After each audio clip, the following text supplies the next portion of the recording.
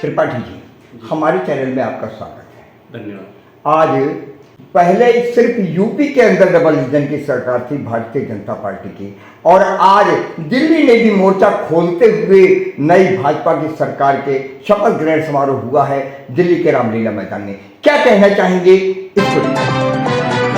दिल्ली में प्रदेश रहने वाले मतदाताओं की जागरूकता और जो उन्होंने भारतीय जनता पार्टी पे विश्वास जताया, उसके लिए मैं उनको धन्यवाद देता हूं।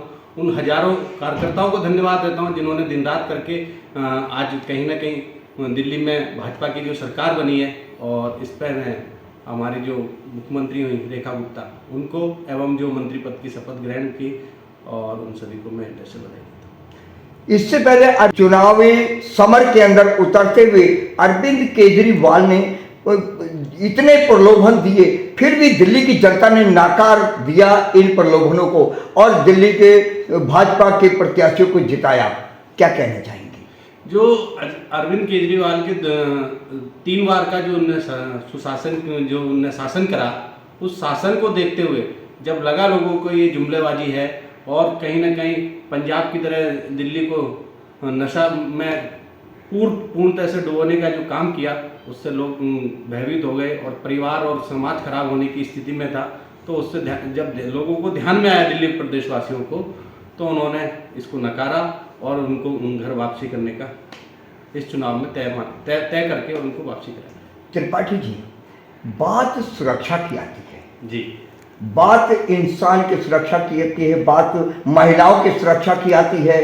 तो मैं अगर लोनी का रुख करूं, यहाँ के आप सभासद हैं अंकुर विहार इलाके के, उस इलाके में भी कई बार लूटपाट की घटनाएं होती हैं, कई बार छीना झपटी की होती है, यहाँ तक कि कई बार मर्डर हो जाते हैं। इसको लेकर के आप क्या कहना चाहेंगे? अभी हाल ही में आप ही के द्वारा जानकारी दी गई हम लोगों को कि पिस्टल कोई तार रहा था, आपकी सतर्कता से कि जान बची युवक की। क्या कहना चाहेंगे? जब अच्छे शासनकर्ता होते हैं तो निश्चित रूप से इस प्रकार के अपराधों पर धीरे धीरे अंकुश लगाया जा रहा है। और मेरा मानना है कि जिस वार्ड का मैं पार्षद हूँ, वो वार्ड अपराध मुक्त बने, और उसमें इसी प्रकार की जो आपराधिक घटनाएं घट रही हैं, इन पे निरंतर अंकुश लगता भी जा रहा है। उसके लिए मैं पुलिस प्रशासन को भी बधाई और शुभकामना देता हूँ कि उन्होंने मेरी सूचना पर तुरंत संज्ञान लेते हुए उस व्यक्ति को जो अपराध कर रहा था उसको पकड़ा। लेकिन इससे पहले भी तो आपके साथ एक घटना घटी थी, आपकी कार को आग लगा दी गई थी अज्ञात लोगों के द्वारा। उस पर पुलिस ने क्या कोई संज्ञान लिया, क्या कोई कार्रवाई की? इसका कोई नतीजा निकला? आज इतने दिन हो गया, इतने महीने गुजरने के बाद भी बता सकेंगे?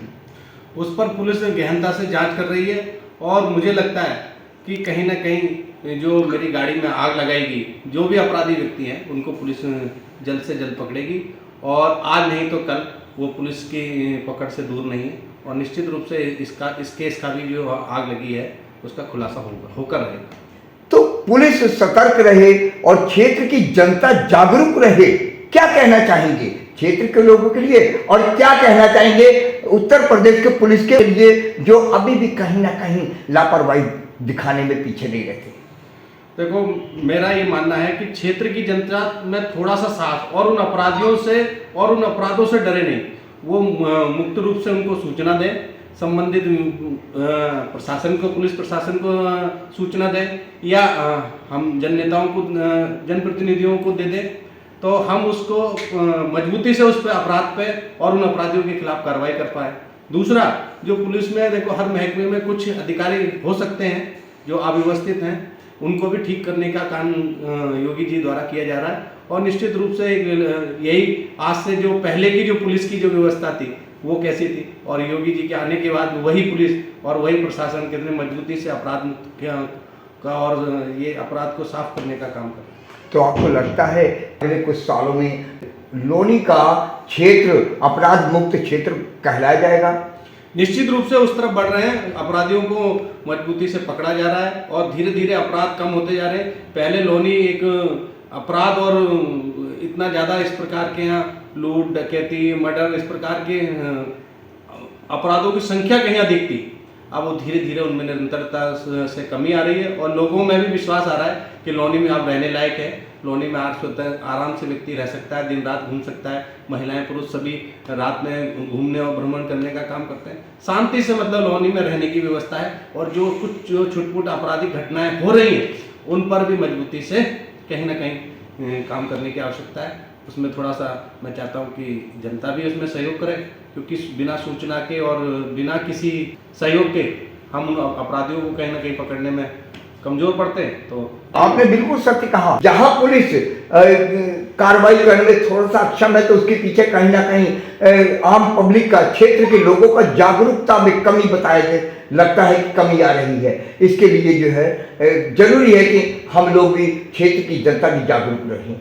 निश्चित रूप से जनता जब तक भाई जनता के हिसाब से शासन करना है। अगर जनता जागरूक हो गई, जनता जो चाहती है शासन को और प्रशासन को उसी हिसाब से कार्य करना होता है। अगर जनता चाहती है कि अपराध मुक्त रहे तो अपराध मुक्त होकर रहेगा, क्योंकि जनता के हिसाब से शासन और प्रशासन काम करता है। हमसे बात करेंगे बहुत आपसे बात करके और इन विचारों को समाज में रखने के लिए मैं आपका हृदय से धन्यवाद देता हूँ।